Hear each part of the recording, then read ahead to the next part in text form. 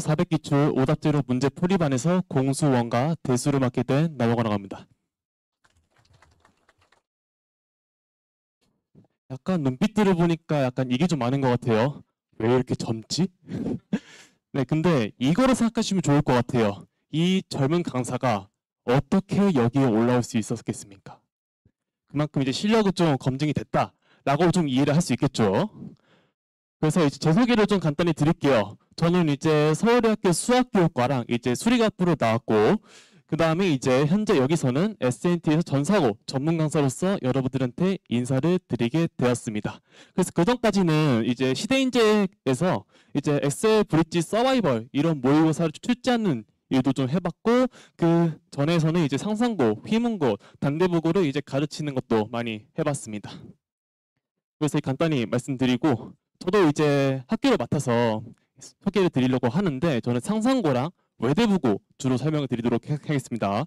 그 상상고 내신 특징을 말씀드리자면은 앞서 홍승현 선생님께서 말씀해 주셨던 것처럼 모두 단답형이에요. 객관식이 없어요.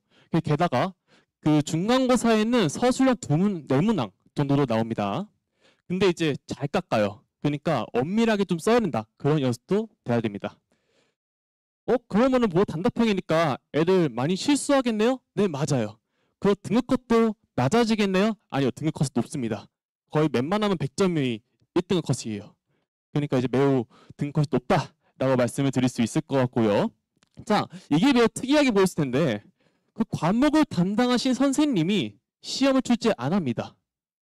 이게 무슨 말인지 알 수 있는데, 자, 설명 드려볼게요. 이번 1학기에는 이제 공수1을 맡으실 선생님이 있을 거고, 수학1을 맡으실 선생님이 있을 거고, 수학2를 맡으실 선생님이 있어요. 근데 수학2를 맡으실 선생님이 수학1 문제 출제하시고요. 수학1 문제를 이제 맡으신 분이 이제 공통수학1 문제 출제하십니다. 그럼 공통수학1을 맡으신 선생님께서는 수학2를 출제하시겠죠. 이렇게 순환해서 출제를 하세요. 아마도 이제 형평성 논란 이런 것도 있기 때문에 이렇게 출제를 하는 특이한 학교라고 좀 말씀을 드릴 수 있을 것 같은데요.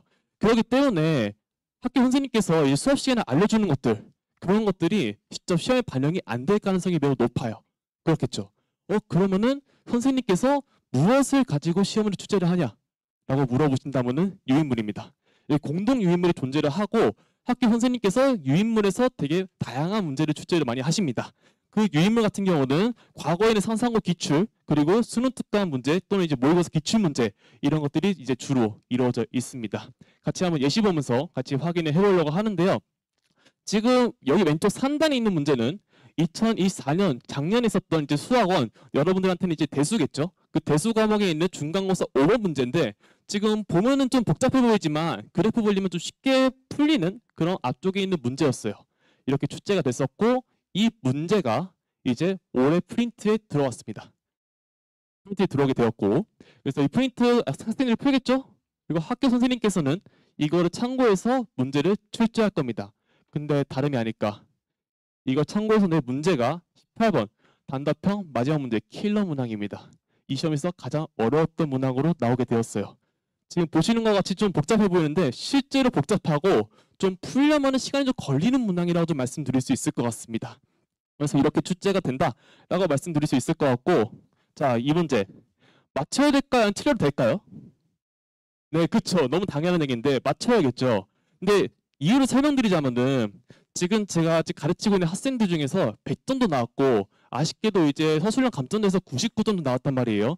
그래서 그 친구들한테 성적표를 좀 봤는데 그 성적표에 동석차수가 나옵니다. 그러니까 같은 점수 받은 학생들이 몇 명인지 써있단 말이에요. 근데 100점 받은 친구 동석차수가 13명이에요. 13명이 100점인 겁니다. 근데 이 9등급제 기준으로 상상고가 이제 340명이니까 1등급이 14명이란 말이에요. 1컷은 이제 100점이죠. 그럼 이제 99점 받은 학생들은 감점된 거니까 별로 없지 않냐? 아니요, 10명이에요. 그럼 생각해보면은 한 23등까지는 거의 99점인 거죠. 그럼 5등급제 기준으로 1컷은 99로 봐야 됩니다. 자, 이 문제 3.8점입니다. 틀리면 무조건 2등급이에요. 제가 말씀드렸다시피 등급컷이 매우 높다. 그래서 절대 실수하면 안 된다. 이렇게 어려운 문제도 맞춰야 된다라는 것을 좀 설명드릴 수 있겠습니다. 자, 넘어가서 저는 외대국어도 같이 한번 보도록 할게요. 자, 외대국어는 단답형 별로 없고 주로 객관식으로 다 변별합니다. 객관식을 변별하고 증명사실형이 한 문제 정도 나오는데 이러기 때문에 객관식만으로 다 변별할 수 있다라는 그런 거겠죠. 실제로 시험 문제도 난이도가 높습니다. 근데 왜 높은냐면요. 부교재가 좀 어려워요. 부교재가 좀 고난도인데 얼마큼 고난도냐면은 좀 문제수가 많습니다. 1학년 기준으로는 학교 프린트가 주로 이제 부교재거든요. 근데 이제 모의고사 기출 문제가 웬만하게 다 수록이 돼 있고 몇백 문제 됩니다. 실제로 학생들이 많이 푸느라 많이 힘들어해요. 어느 정도 수준이냐면은 블랙라벨 같은 거 이제 스텝 1, 2, 3를 어렵게 주어져 있죠. 스텝 2, 3 문제가 거의 대부분이라 보면 됩니다. 그렇게 많이 어렵게 나오기 때문에 어렵다라고 또 설명드릴 수 있을 것 같고 2학년은 작년까지 고생이었는데 올해 수학원 대수가 이제 수능 특강으로 바뀌었어요. 수능 특강으로 바뀌었고 수학2 미적은 여전히 4히스토리로 이제 부교재를 채택하고 있는데 여기 있는 문제도 난이도가 만만치 않고 몇백 문제 됩니다. 그래서 이제 이렇게 어려운 부교재가 있는데 이 부교재를 갖다가 변형이 한 50% 정도 됩니다. 그래서 이제 문제가 어려워지게 되는 거죠. 그럼 이제 의문이 들 수 있는 게 그럼 여기 있는 몇백 문제를 다 풀 수 있도록 연습을 하고 이제 풀이법을 달달달달 이제 바로 나오게 암기를 해서 연습하면은 점수 잘 나오지 않냐라고 생각할 수 있는데 절대 그렇지가 않아요. 단순 풀이 암기로는 해결이 불가하게 나옵니다. 왜냐면은 단순 숫자 변형 나오는 것이 아니라 좀 제가 시험 문제 봤을 때 이런 느낌이에요. 이 문제에서 부교재에 있는 문제인데 여기에 있는 핵심 요소들을 좀 가져다가 학교 선생님께서 새로 출제하는 느낌입니다. 그럼 이제 과거 이제 부교재를 풀었던 그것만으로는 이제 못 풀어요. 학생들이 가지고 있는 수학적 사고력 이런 것들을 많이 적용시켜서 연습을 했어야지만이 잘 풀 수 있다라고 말씀을 드릴 수 있겠습니다. 그럼 또 나아가서 수학적 사고력을 언제 기를 수 있냐? 저는 이 중3 지금 이 시기라고 말씀드릴 수 있을 것 같아요. 왜냐면 고등학교 올라가잖아요. 이것 푸느라 너무 바빠요. 딴 과목 따라 너무 바쁩니다. 그래서 수학적 사고력을 높이는 그런 훈련을 할 수 있는 시간이 없어요. 진짜 힘듭니다. 그래서 지금 이렇게 기출문제를 풀어야 된다라고 제가 또 설명을 드릴 수 있겠습니다. 그럼 제가 이렇게 말씀드린 학교 특징을 정리해 보자면은 전사고 내신 같은 경우는 중킬러급의 객관식 단답형 문항이 이제 주로 이룬다라고 말씀드릴 수 있겠고 서술형도 이제 잘하는 애들은 잘 풀어요. 근데 써야 되잖아요. 그렇기 때문에 결국에 시간과의 싸움, 시간이 부족하다 이렇게 나오게 되는 거죠. 실제로 중상위권 학생들한테 많이 물어보면은 특히 외대부고 학생들한테 뭐라 얘기가 들리냐면 선생님 몰라서 푼 건 아닌데 시간이 부족했어요. 이렇게 얘기를 합니다. 그럼 이제 어떻게 대비를 할 수 있냐라고 생각을 해봤을 때 그럼 유형별로 빨리 풀 수 있는 공식들 이런 것들 찾아가지고 아니면 연구해가지고 달달 암기하면 좀 빨리 풀 수 있지 않냐라고 질문을 줄 수 있잖아요. 그런데 기계적 공식 암기로는 수학은 실수의 지름길이 됩니다. 특히 지금 중3 때 만약 이런 거를 달달 그냥 저스트 암기로만 때우잖아요. 어차피 나중에 다 까먹어요. 그리고 오히려 잘못된 공식을 적용시키면은 그냥 바로 오답으로 가는 지름길이고 절대 실수하면 안 된다는 것을 앞서 이제 볼 수 있겠죠. 그렇다면 이제 어떻게 우리가 대비를 해야 되냐라고 한다면은 킬러 문항을 3, 4원에 풀 수 있는 전략이 필요해요. 근데 이 전략이 그냥 하는 것이 아니라 빠르게 하지만 얕지 않고 정확하게 이제 우리 공부를 해야 된다라고 할 수 있겠습니다. 그래서 저는 이제 수업할 때 이거에 중점 맞춰가지고 수업을 하고 있고 앞으로 이 말을 좀 많이 할 거기 때문에 저는 이제 이렇게 하는 방식을 좀 이름을 붙였어요. 그래서 저는 이 솔루션을 바로 로짓이라고 한번 불러보도록 하겠습니다. 이것은 통계학을 또 전공하신 분들은 전문 용어로 좀 알고 있을 텐데 그게 아니라 제가 로지컬 인사이트라고 해가지고 논리적인 통찰력을 좀 줄여서 만든 말이거든요. 그러니까 이제 이거에서 알 수가 있다시피 암기 대신에 구조로 이해하는 좀 풀이 방식을 제가 설명을 해요. 그래서 이제 수학 개념의 이제 본질에 다가가는 그런 풀이 과정이라고 좀 설명을 드릴 수 있겠습니다. 어떻게 적용이 되는 거냐면요. 문제들마다 공식이 유도되는 원리 이런 것들이 있겠죠. 여기에 추출할 수 있는 이제 엑기스들 이런 것들이 있을 거고 문항 속에서의 출제들의 위도 이런 것도 있고 문제 조건의 구성 방식들이 이제 잘 있단 말이에요. 근데 이제 이런 것들 바탕으로 해서 제가 준비한 연구한 로직 풀이를 이제 적용시킨다면은 학생들은 분명 논리적으로 꿰뚫어보는 힘을 기를 수 있을 것입니다. 가령 예를 한번 들어볼게요. 제가 이제 외대부고 부교재인 자히스토리 그 몇 배 문제를 제가 사가지고 다 풀어봤어요. 그 다 풀어봤더니만 이제 느낀 바가 뭐였냐면은 그 발문에서 너무 공통되게 많아요. 주로 뭐라 얘기가 나오냐면은 최고차항의 개수가 1인 3차함수 fs에 대하여, 자 이렇게 소개가 됩니다.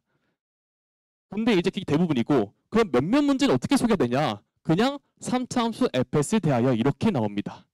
차이점 아시겠습니까? 그 대부분의 문제는 최고차항을 알려주고 양수 1을 알려줬잖아요. 그럼 학생들 어떻게 푸냐? 그 최고차항에서 양수인 그런 그래프를 막 그리고 분석해가지고 답을 내요. 그래서 잘 낸단 말이에요. 근데 만약에 문제에서 3차함수 fs라고 나왔으면 최고차항을 숨긴 거죠. 구해야 됩니다. 근데 최고차항의 수가 양수인 것과 이제 음수인 것에 따라서 풀이가 달린단 말이에요. 케이스에 따라서 달라지게 되는데, 그 많은 학생들이 그 문제를 풀 때 어떻게 푸냐? 최고차항에서 양수인 거 한번 쭉 해봐요. 몇 분간 해봅니다. 근데 안 된다는 걸 깨달아요. 그러면 큰일 났다 하면서 다시 이제 음수인 거 도전하죠. 그리고 이제 결국 답을 내는 그런 학생들이 매우 많습니다. 실제로 정석대로 많이 푼 친구들 주로 이렇게 알고 오고 풀이도 그렇게 나와요. 근데 저는 이제 뭐라 얘기하냐, 저도 시대인지에서 문제 많이 출제하고 뭐 모의고사 많이 만들고 해봤으니까 느낀 건데, 왜 숨겼을까요? 조건을 주로 음수이기 때문에 많이 숨기거든요. 주로 90% 이상 다 음수입니다. 그럼 제가 가르치는 학생들한테 뭐라 얘기하냐, 최고차항의 수인 거 이럴 때는 음수부터 먼저 해봐라. 안 되면 양수 가면 되지. 근데 거의 음수에 끝나요. 그러면 이제 다른 학생들과 비교해서 봤을 때 음수부터 도전해봐서 답이 나와버렸어요. 남들보다 3분 더 빨리 풀 수 있는 거죠. 이런 것이 바로 뭡니까? 문항 속에서 출제자의 의도, 왜 숨겼을까? 그리고 문제 조건 구성 방식들, 이런 것들을 잘 알아간다면은 누구보다 더 효율적이게 빠르게 문제 풀 수 있는 거고, 이런 문제 풀이법을 제가 편하게 이제 로직 풀이법이라고 주로 부르고 있습니다. 네, 그럼 이런 풀이법을 이제 제가 앞으로 전수해드릴 예정이고, 이것을 간단히 좀 정리를 해보자면은, 이 로직 풀이법이라는 것은 단순히 이 키보드에서 단축키가 이거야라고 암기시켜서 이제 알려주는 것이 아니라 그냥 바로 가기 버튼, 그냥 바로 누르면 된다, 이것을 주는 느낌으로 여러분들이 받아들여주시면 좋을 것 같아요. 그럼 어떻게 수업이 구성되냐? 저도 마찬가지로 이제 실전 모의고사 2번 이루어지게 될 예정이고요. 그 중에서 이제 한 번은 타임어택으로 이제 덤버미가 이루어진 다음에, 그 뒤에는 이제 유형별로 이제 제가 이 로직 풀이법을 전수하는 그런 시간도 가지면서 이 실전 모의고사 적용시키는 연습을 계속 진행할 예정이고, 이것에 대한 그 나머지 여러 가지 그 여기 솔루션 아니면 해설 강의 이런 것들도 같이 진행되면서 로직 풀이법이 많이 전수가 될 예정입니다. 그래서 이거 전수받고 싶다면은 어떻게 하면 되냐? 당연히 그냥 수강 신청을 해주시면 되겠죠. 자, 공통수업 1 같은 경우는 월수금 이제 오후 반에 깔리게 되었고, 대수는 2개의 반이 깔리게 되었는데, 월수금 오전반과 이제 화목토 오후 반에 깔렸으니까 여러분들의 많은 관심 부탁드리겠습니다. 저는 이상으로 마치겠습니다. 감사합니다.